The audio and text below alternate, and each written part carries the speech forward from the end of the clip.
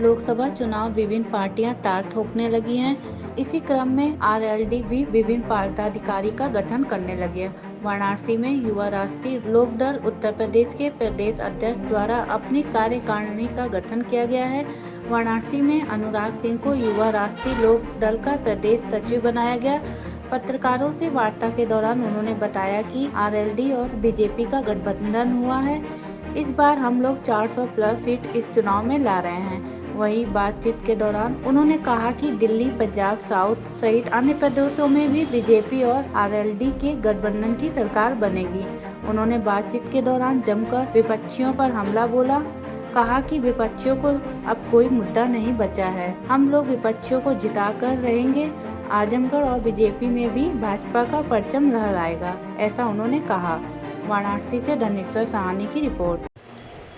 जी, अपना परिचय बता दीजिए। मेरा नाम अनुराग सिंह है, मैं वाराणसी का रहने वाला हूँ।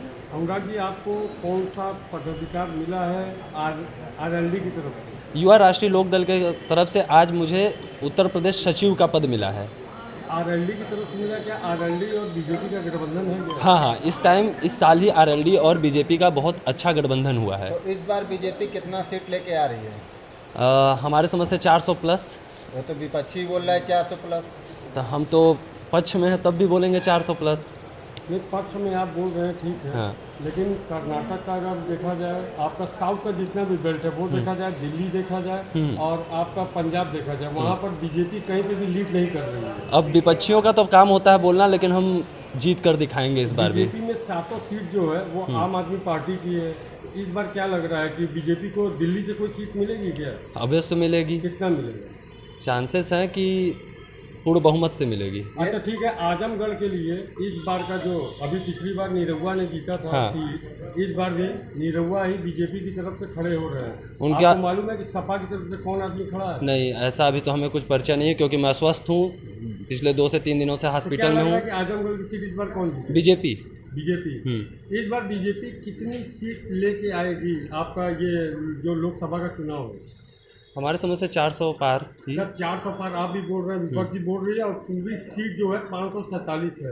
तो क्या 800 सब कुछ लेके आएगा क्या? नहीं, 800 नहीं लेके आएगा, लेकिन बीजेपी 400 पार लेके आएगी। साउथ में तमिल संगमम नरेंद्र मोदी ने बहुत चीज़ यहाँ पर कराया। इस बार कर्नाटक की विधानसभा की जो सीट हुई थी उसमें जो है बीजेपी जो है शून्य थी। हाँ। तो क्या लग रहा है कर्नाटक में इस बार बीजेपी कितना नहीं, इस बार कर्नाटक में बीजेपी बढ़त से रहेगी, आगे रहेगी। अप्रॉक्स फिर भी अच्छे बढ़त से रहेगी। हम इस पर कुछ बोल नहीं सकते, लेकिन अच्छे बढ़त से रहेगी। नरेंद्र मोदी तीसरी बार बनारस से चुनाव लड़ रहे हैं, कितने वोटों से आप लोग जिताएंगे? पूर्ण बहुमत से जीतेंगे। पूर्ण बहुमत से। अब एक क्वेश्चन और है। हाँ। राजस्थान में हमेशा जो है कभी बीजेपी, कभी कांग्रेस, कभी बीजेपी, कभी कांग्रेस, लेकिन लोकसभा में वहाँ 25 सीट है।